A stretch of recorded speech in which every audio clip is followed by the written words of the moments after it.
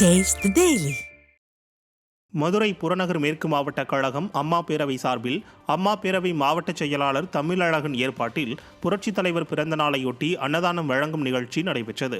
மதுரை புறநகர் மேற்கு மாவட்ட கழக அம்மா பேரவை சார்பில் திருமங்கலம் சட்டமன்ற தொகுதி தங்களாச்சேரி கிராமத்தில் 20 லட்சம் ரூபாய் மதிப்பீட்டில் வளர்ச்சி திட்டப் பணிகளை அதிமுக முன்னாள் அமைச்சரும் சட்டமன்ற எதிர்க்கட்சி துணைத் தலைவருமான RB உதயகுமார் திறந்து வைத்து பார்வையிட்டார். இதையடுத்து அன்னதானம் வழங்கும் நிகழ்ச்சியை கழக கொடி ஏற்றி வைத்து அதிமுக முன்னாள் அமைச்சர் RB உதயகுமார் தொடங்கி வைத்தார். தொடர்ந்து மாற்றுக் கட்சியைச் சேர்ந்த ஏராளமானோர் முன்னாள் அமைச்சர் RB உதயகுமார் முன்னிலையில் அதிமுகவில் இணைந்தனர். அப்போது பேசிய முன்னாள் அமைச்சர் RB உதயகுமார் தமிழகத்தில் மக்களாட்சி என்ற பெயரில் மன்னராட்சி நடைபெற்றுக் கொண்டிருப்பதாக குற்றம் சாட்டினார். இந்நிகழ்ச்சியில் அதிமுக முன்னாள் சட்டமன்ற உறுப்பினர் தமிழரசன் உள்ளிட்ட கழக நிர்வாகிகள் ஏராளமானோர் கலந்து கொண்டனர்.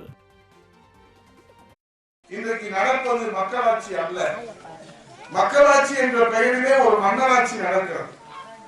இன்றைக்கு மக்களாட்சி என்ற பெயரிலே ஒரு மன்னராட்சி மறைமுகமாக தமிழகத்தில் நடைபெற்றுக் கொண்டிருக்கிறது. அதற்கு முற்றுப்புள்ளி வைக்க வேண்டும் என்று சொன்னால் எங்களால் மட்டும் முடியாது. நீங்கள் நினைத்தால் அந்த மன்னராட்சியை வீட்டுக்கு அனுப்பிவிட்டு மக்களாட்சியை புரட்சித் தலைவர் எடப்பாடி தலைமையிலே மலர